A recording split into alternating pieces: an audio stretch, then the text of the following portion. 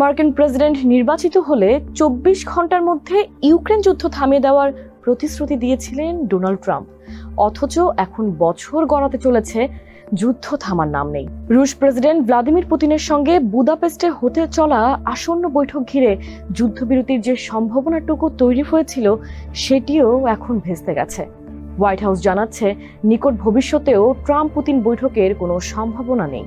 আর president ট্রাম্পের ভাষ্য, অর্থহীন বৈঠক করে সময় অপচয় করার কোনো ইচ্ছে তার নেই। কিন্তু প্রশ্ন হলো, পুতিনের সঙ্গে বৈঠক নিয়ে নিজেই আগ্রহ প্রকাশ করা ট্রাম্প কেন হঠাৎ এই কথা বলছেন? এসব জানাতে সঙ্গে আছি আমি কাশফিয়া রুহি।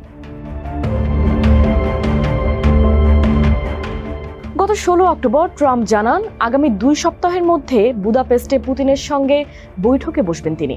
অগাস্টে আলাস্কায় তড়িঘড়ি করে আয়োজন করা বৈঠকে ইউক্রেনে যুদ্ধের কার্যকর ফল না আসলেও এবার আসবে, এমন আশায় বিভোর হয়েছিল ইউক্রেনীয়রা।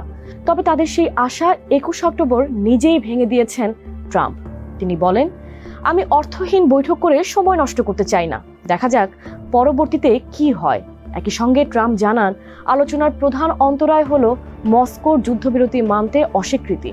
অবশ্য শুধু ট্রাম্প পুতিন বৈঠকই নয়, এই সপ্তাহে হতে যাওয়া মার্কিন পররাষ্ট্রমন্ত্রী মার্কো রুবিও ও রুশ পররাষ্ট্রমন্ত্রী সের্গেই ল্যাভরভের বৈঠকও হচ্ছে না বলে জানিয়েছে হোয়াইট হাউস।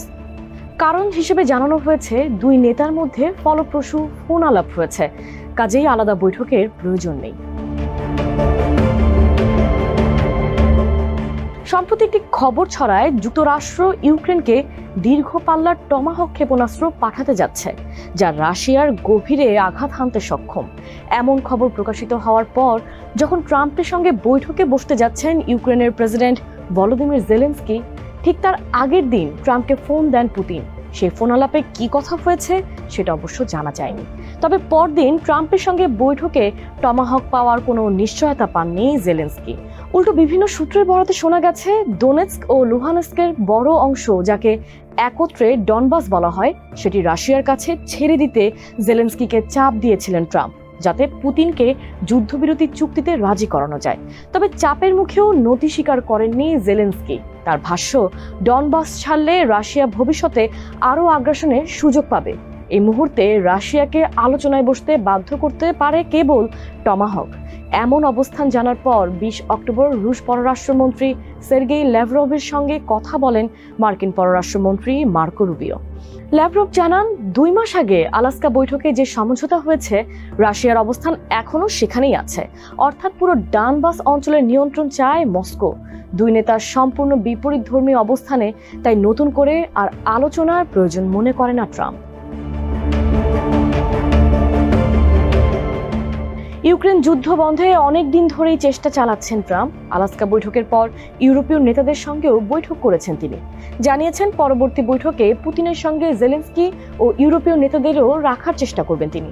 সেই ভাবনা থেকেই বুদাপেস্ট বৈঠকের আগে একটি যুদ্ধবিরতির প্রস্তাবও গ্রহণ করেন ট্রাম্প। ২০ অক্টোবর যাতে সমর্থন দেয় ইউক্রেন ও ইউরোপীয় নেতারা। সেই প্রস্তাবে যুদ্ধক্ষেত্রের বর্তমান সীমারেখা ধরে সংঘাত বন্ধ করার কথা বলা হয়। জানিয়ে ট্রাম্প বলেন, যেখানে লাইনটা আছে সেখানেই কেটে দাও। আমি বলেছি, যুদ্ধ থামাও, বাড়ি ফিরে যাও, লড়াই বন্ধ করো, মানুষ হত্যা বন্ধ করো। কিন্তু ট্রাম্পের বর্তমান সীমারেখা স্থির রাখার এ ধারণা প্রত্যাখ্যান করে মস্কো। রাশিয়ার দাবি এখনো অপরিবর্তিত বলে জানিয়েছেন ক্রেমলিনের মুখপাত্র দিমিত্রি পেসকভ। তিনি জানান, বর্তমান সীমারেখা স্থির রাখার ধারণা রাশিয়ার কাছে অনেকবার তোলা হয়েছে, কিন্তু রাশিয়ার অবস্থান অপরিবর্তিত। অর্থাৎ মস্কো এখনো পূর্ব ইউক্রেনের এলাকা থেকে ইউক্রেনীয় বাহিনীর সম্পূর্ণ প্রত্যাহার দাবি করছে। আর রুশ পররাষ্ট্রমন্ত্রী সের্গেই ল্যাভরভের ভাষ্য, রাশিয়া কেবল দীর্ঘমেয়াদী টেকসই শান্তি চায়। অর্থাৎ তার মতে এখনকার সীমারেখা ধরে যুদ্ধ থামানো মানে কেবল সাময়িক যুদ্ধবিরতি, স্থায়ী সমাধান নয়। ল্যাভরভ আরও জানান, সংঘাতের মূল কারণগুলো সমাধান করতে হবে। রাশিয়ার ভাষায় যা হলো, ডনবাস অঞ্চলের রাশিয়ার পূর্ণ সার্বভৌমত্ব স্বীকৃতি দেওয়া, ইউক্রেনকে নিরপেক্ষ রাষ্ট্র হিসেবে ঘোষণা করা ও সামরিক সক্ষমতা ধ্বংস করা। যদিও ইউক্রেন ও ইউরোপীয় দেশগুলোর কাছে এই শর্ত সম্পূর্ণ অগ্রহণযোগ্য, জানিয়ে আপত্তি আছে ট্রাম্পেরও। এমন সম্পূর্ণ বিপরীতমুখী অবস্থানে দাঁড়িয়ে ইউক্রেনের শান্তি প্রতিষ্ঠা করা ট্রাম্পের জন্য সত্যিই বেশ কঠিন। এক্ষেত্রে তাই প্রেসিডেন্ট পুতিনের সঙ্গে প্রেসিডেন্ট জেলেনস্কির সরাসরি বৈঠকের কথা বলছে কিয়েভ। যদিও ক্রেমলিনের ভাষ্য, ইউক্রেনের সঙ্গে কোনো বৈঠক হবে না যতক্ষণ না একটি পূর্ণাঙ্গ শান্তি চুক্তি চূড়ান্ত পর্যায়ে পৌঁছায়।